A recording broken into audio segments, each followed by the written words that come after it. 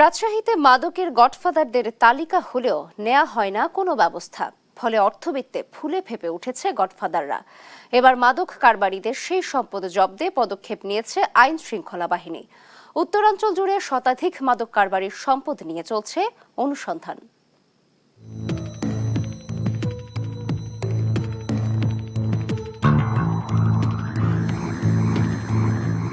রাজশাহী বিভাগে অনেকেই মাদকের কারবার করে বনে গেছেন কোটি কোটি টাকার মালিক। এমন মাদক কারবারিদের সম্পদের অনুসন্ধান শুরু করেছে মাদকদ্রব্য নিয়ন্ত্রণ অধিদপ্তর।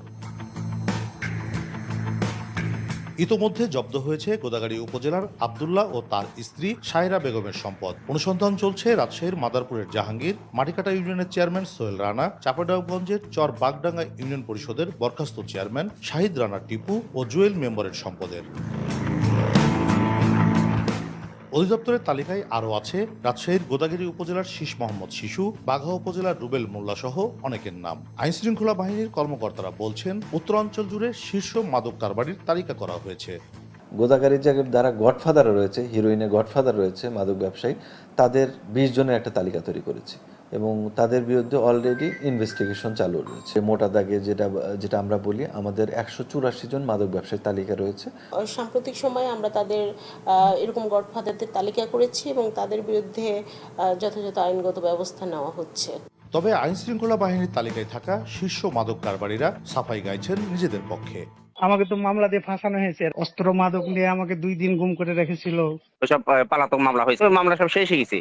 জড়িতদের বিরুদ্ধে দৃশ্যমান ব্যবস্থার পাশাপাশি সীমান্তে আইন শৃঙ্খলা বাহিনীর তৎপরতা বাড়ানো ও মাদকের বিরুদ্ধে জনসচেতনতা বাড়ানোর পরামর্শ অপরাধ বিশ্লেষকদের।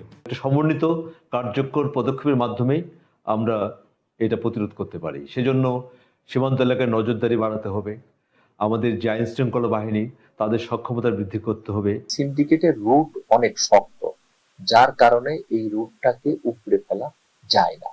তবে আমি মনে করি যে এই সিন্ডিকেটকে ভাঙার জন্য একটা সমন্বিত উদ্যোগ গ্রহণ করা দরকার। উত্তরের সীমান্তে মাদক চোরাচালান নিয়ন্ত্রণ করছে প্রায় 300 গডফাদার। তাদের নিয়ন্ত্রণে আছে আরও সহস্রাধিক। কাজী শাহেদ, দেশ টিভি, রাজশাহী।